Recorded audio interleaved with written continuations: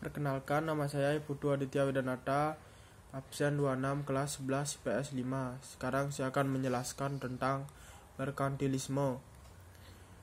Pengertian merkantilisme. Merkantilisme merupakan salah satu teori ekonomi yang menyatakan bahwa kesejahteraan suatu negara hanya ditentukan oleh banyaknya aset atau modal yang disimpan oleh negara yang bersangkutan dan bahwa besarnya volume perdagangan global teramat sangat penting.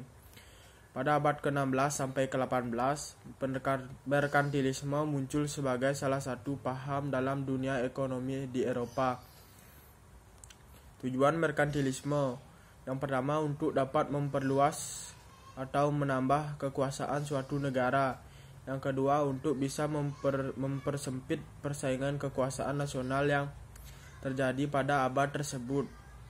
Teori merkantilisme. Merkantilis ialah suatu sebutan untuk semua ahli ekonomi negara Eropa yang ada pada tahun 1500 hingga 1750. Namun istilah ini belum dikenal pada masa tersebut. Sebutan ini digunakan pada masa sekarang. Victor de Riquetti Marquès de Mirabeau adalah orang yang memperkenalkan istilah sebutan tersebut pada tahun 1763.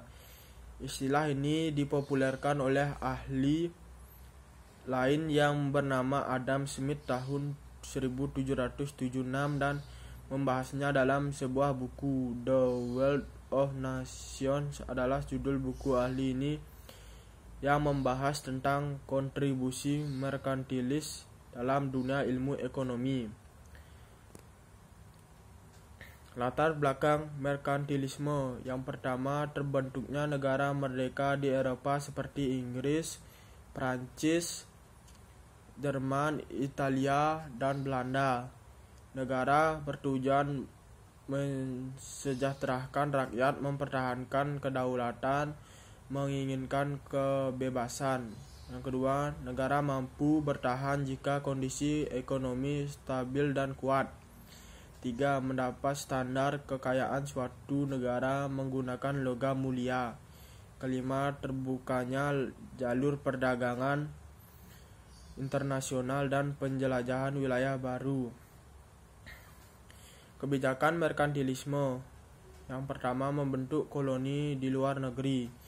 Yang kedua, melarang daerah koloni untuk melakukan hubungan kerjasama perdagangan dengan negara lain.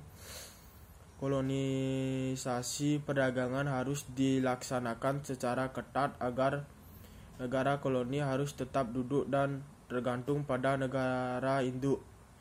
Yang ketiga, memonopoli pasar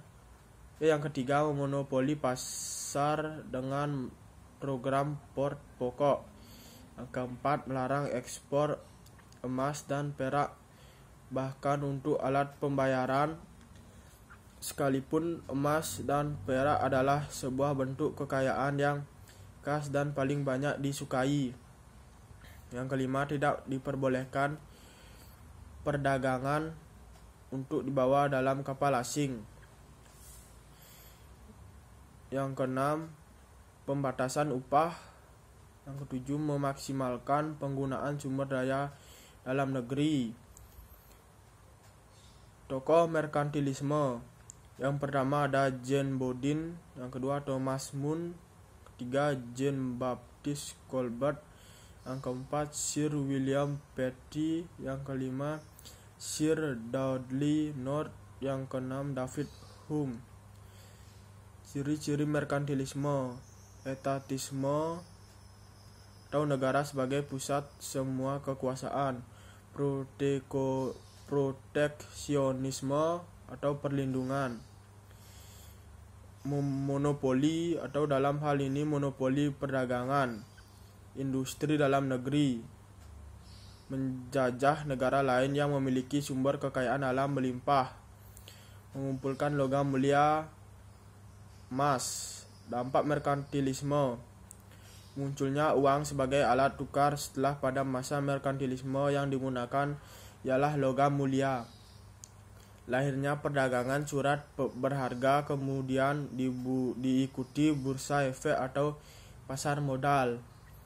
Latar belakang dibentuknya lembaga keuangan bank di kota besar. Sekian yang dapat saya sampaikan. Sekian dan terima kasih.